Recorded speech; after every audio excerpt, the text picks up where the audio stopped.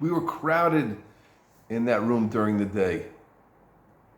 But we were happy, indescribably happy, as our revered teacher opened new worlds for us and gave us an opportunity day and night to observe the unique behavior and saintly ways of a great personality.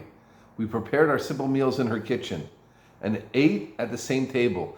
Dinner was mostly buckwheat and a glass of milk. Plain, inadequate meals, you'd say, but if you look at our spiritual food, you would marvel at how rich, how gorgeous, how exciting it was. At night, we slept in the same room on the floor, and if we were lucky, we had a straw bed. That's from Chava Tauber of Bendon, who was from the original Seven, and she wasn't a Krakowian.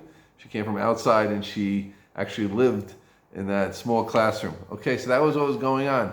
Then amazingly, how does the movement spread from the 25 girls in a Krakow seamstress room turned classroom? She took those Talmidot when they were 14 and 15, and she made them teachers in all different towns around that area. And the wonder of Krakow spread, and it's really something amazing that these young girls were doing this. She would sometimes Gittel Teitelbaum dressed in a long skirt and a mature-looking hairstyle to make her look older. And she brought her, Sarah would go with them to a town and give an introductory speech and gather the girls around and say, "Girls, would you like her to teach you?" And they would say yes. And she exhorted her young teachers. This is just remarkable. A Jewish girl, I always love this, has to have 2 pockets, she would tell them. She would point at her own.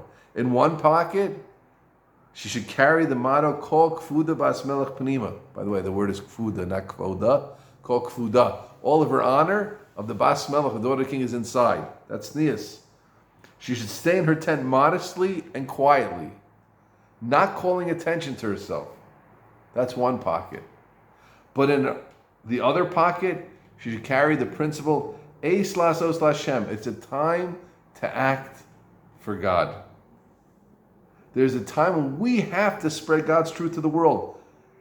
Penima, inside her always rests the glory of being the king's daughter. And this was the tznius. This is not a feminist speaking. But she should remember that as a princess, she's a leader, not a follower. She sets the style and leads the way. Let others follow. Girls, be aware that you're going into a hostile world. They'll want to change you. Have the strength to repel the pressures. Remain what you are, proud Jewish girls, with God's glory inside you. Never forget, remind yourself again and again, you're not a commoner.